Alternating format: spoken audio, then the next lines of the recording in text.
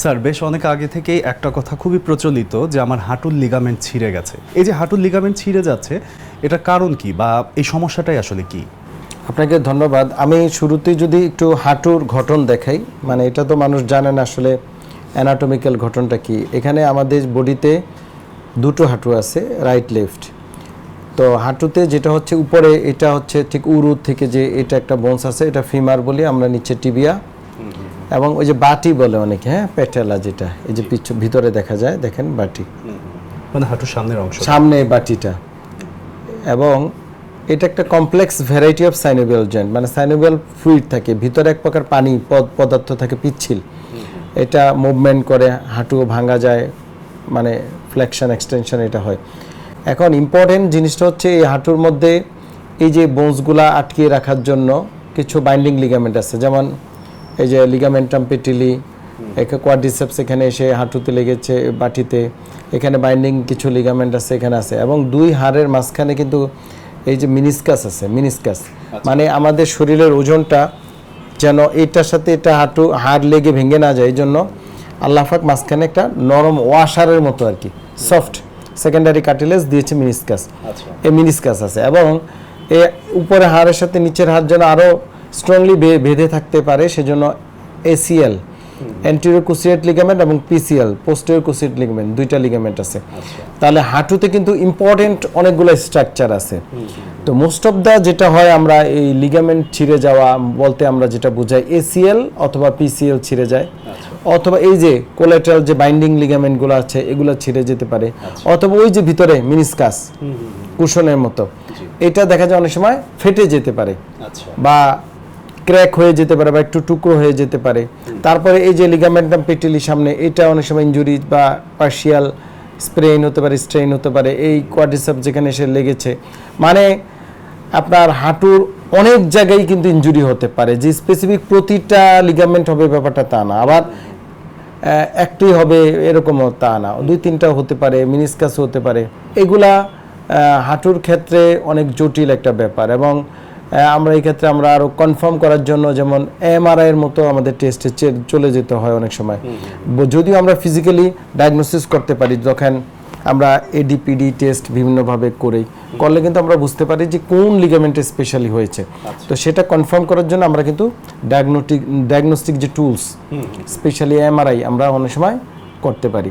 কেন হয় সাধারণত? মোস্ট অফ দ্য কারণ, প্রথম কথা হচ্ছে যদি মানুষ মানে ইউজ কম করে, হাঁটুর ইউজ দেখবেন অনেকে আছে সারাদিন অফিসে বসে থাকে, হাঁটা চলাফেরা নাই, তারপরে ওভারওয়েট, অত্যধিক ওজন, তারপরে হচ্ছে আপনার যে কোনো ইনজুরি। এখন স্পোর্টসের ক্ষেত্রেও হয়, কিন্তু তাদের ইনজুরিটা কম হওয়ার কারণ আছে। এর মূল কারণটা হচ্ছে তাদেরকে কিন্তু আমরা ফিজিক্যালি ফিট করি, মানে ডেভেলপ করা হয় হাঁটুকে বলেন বা বডিকে খেলার জন্য, যেহেতু তাদের স্পোর্টস ইনজুরির একটা ইস্যু থাকে। কিন্তু সাধারণ মানুষের এই সমস্যাটা যে কোনো সময় যে কোনো ইনজুরিতে হয়ে যেতে পারে। স্পোর্টসের ক্ষেত্রে তো হবেই, সেটা যদি স্পোর্টসের যে রুলস বা এডুকেশনগুলো মানা দরকার সেটা না হলে হতে পারে। আচ্ছা স্যার, আপনি কনস্ট্রাকশন যেমনটা দেখালেন, দেখে আমার মনে হলো যে মানে গঠনগত জায়গাটা ভীষণ পাকাপোক্ত। এক্ষেত্রে কি খুব তীব্র বা আকস্মিক কোনো আঘাতে এই লিগামেন্টটা ছিঁড়ে যাচ্ছে, নাকি অল্প কোনো আঘাতেও ছিঁড়ে যেতে পারে? ইট ডিপেন্ডস আপন, ধরেন একজন প্লেয়ার যদি আপনার প্রফেশনাল প্লেয়ার হয়, সে যদি মেল পশ্চারে থাকে বা ব্যাড পশ্চারে থাকে, ওই অবস্থা যদি সেই ইনজুরিটা হয়, তখন যে কোনো লিগামেন্টই ছিঁড়ে যেতে পারে।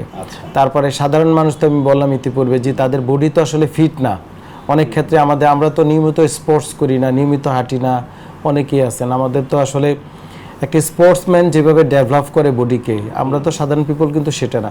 এখন সাধারণ পিপল একটু সামান্য হোঁচট খেলে হাঁটুর যে কোনো লিগামেন্ট ছেড়ে যেতে পারে, একটু বসলে হতে পারে, মানে একটু ভুলভাবে হলে, একটু ভারী কিছু করলে, বা একটা রোড অ্যাক্সিডেন্টে তাদের এটা খুব দ্রুত এটা আপনার ভালনারেবল থাকে, মানে দুর্বল থাকে, যে কোনো সময় হয়ে যেতে পারে।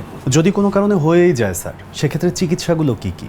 যদি কোনো হাঁটুতে ইনজুরি হয়, নতুন ইনজুরির ক্ষেত্রে প্রাইমারিলি আমি বলবো রুগীদেরকে রেস্টে থাকতে হবে। এবং যে সে প্রফেশনাল ফুটবল প্লেয়ার হোক, ক্রিকেট প্লেয়ার হোক, বা সাধারণ মানুষ হোক, রেস্ট খুব ইম্পর্টেন্ট। রেস্টে চলে যাবে, যদি রেস্টে যাওয়ার সাথে সাথে প্রাইমারিলি অন্তত 5 থেকে 10 মিনিটের মধ্যে ঠান্ডা শেক দিতে হবে, বরফ শেক বা আইস প্যাক। আমরা অনেক সময় আইস থেরাপি দিয়ে থাকি, বা যে যার যেভাবে সম্ভব।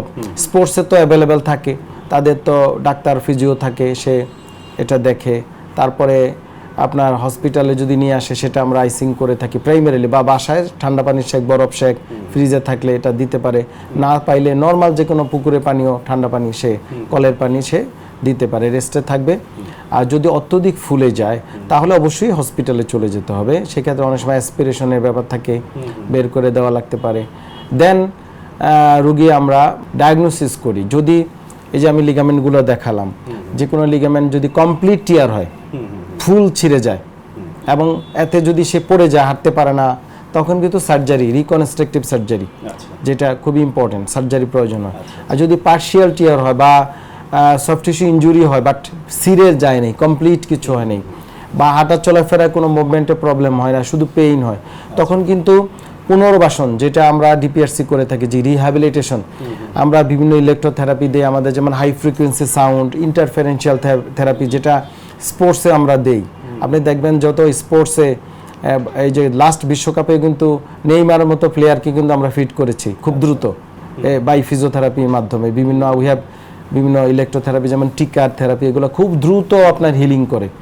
তো এগুলার পাশাপাশি বিভিন্ন এক্সারসাইজ দিয়ে থাকি, এগুলো আমরা দিয়ে থাকি। স্যার, আপনি দুইটা পদ্ধতির কথা বলছেন, যে একটা হচ্ছে ফিজিওথেরাপি আর একটা হচ্ছে সার্জারি। হ্যাঁ, তো বেশিরভাগ মানুষের ক্ষেত্রে যেটা হচ্ছে হসপিটালে যাওয়ার পরে হয়তোবা সার্জারির দিকে আগানোটা সহজ হয়। এই যে আপনি ফিজিওথেরাপির কথা বলছেন, এটা একটু কমিউনিকেশনের কোথাও একটা গ্যাপ আমার মনে হয়, এটার কারণটা কি স্যার? না, এটা আসলে বাংলাদেশে তো আসলে থার্ড ওয়ার্ল্ড কান্ট্রি, এটা হেলথ কেয়ার ডেলিভারি সিস্টেমে যে রেফারেল সিস্টেম থাকে, উন্নত বিশ্বে এটা ডেভেলপড অলরেডি।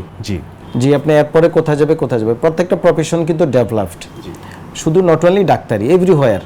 আপনার মিডিয়ারও কথা বলেন, তারা জানে যে কোন ডিপার্টমেন্ট কে কি করবে, কিন্তু বাংলাদেশে এটা এখনো ডেভেলপড হয়নি। যার কারণে রুগী হয়তো ঘুরতে থাকে, বা অনেক সময় সার্জারির কথা বলে। যে কোনো জিনিসই আপনাকে before surgery you should assess conservative, মানে অপারেশন ছাড়া কোনো চিকিৎসা আছে কি না। তো সেই ক্ষেত্রে আপনাকে তো অবশ্যই ফিজিওথেরাপির বিকল্প কিছু নেই। এবং এখানে বাংলাদেশে আরেকটা প্রবলেম হচ্ছে ফিজিওথেরাপি অপ্রতুলতা, দক্ষ ডাক্তারের অভাব, এবং অনেক ক্ষেত্রে ম্যাল প্র্যাকটিস হচ্ছে। যারা টেকনোলজিস্ট তারাও নিজেকে ফিজিওথেরাপিস্ট বলে ফিজিওথেরাপি দিচ্ছে, রুগীর আস্থাহীনতা, এগুলো অনেকগুলো ব্যাপার থাকে। আবার স্পোর্টসের ক্ষেত্রে, স্পোর্টসে যারা জড়িত তারা তো আসলে তাদের নিজস্ব ফিজিও থাকে, হ্যাঁ, তারা তাদের মতো করেই ট্রিটমেন্ট করে, যদি তারা হয়তো প্রোটোকলটা মেনটেন হয়, কিন্তু জেনারেল পিপলের ক্ষেত্রে হয়তো কিছুটা আপনার গ্যাপ হচ্ছে। বাট আপনি এখন এই যে নাগরিক টিভি বা আমরা টেলিভিশন, পত্রপত্রিকায় লেখালেখি করতেছি, বা মানুষ সচেতন হচ্ছে, তো অবশ্যই আস্তে আস্তে মানুষ বুঝতে পারবে যে কোথায় যেতে হবে। আবার আপনি এমন একটা জায়গায় আছেন যেখানে ফিজিও নাই, বা ভালো ট্রেনিং বা ভালো সেন্টার নাই, তখন বাধ্য হয়ে সার্জারিতে যেতে হয়। একদমই তাই। এবং প্রান্তিক পর্যায়ের মানুষদের জন্য এটা আসলে একটু কঠিন বিষয়ই হয়ে যায়। তবে আমরা আশা করছি যে ফিজিওথেরাপির এই বিষয়টাইও আসলে খুব দ্রুত সবার মধ্যে ছড়িয়ে পড়বে, এবং জনসচেতনতার জন্য যে কারণগুলো রয়েছে সেগুলো নিশ্চয়ই আপনারাও খেয়াল রেখে সামনের দিকে আগাবেন। অনেক ধন্যবাদ স্যার। হাঁটুর লিগামেন্ট ছিঁড়ে যাওয়ার কারণগুলো আমরা জানলাম, এবং এর প্রতিকারে কী করা যেতে পারে সব কিছু জানলাম। ধন্যবাদ আপনাকে। আপনাকে অনেক ধন্যবাদ। নাগরিক টেলিভিশনকে অসংখ্য ধন্যবাদ।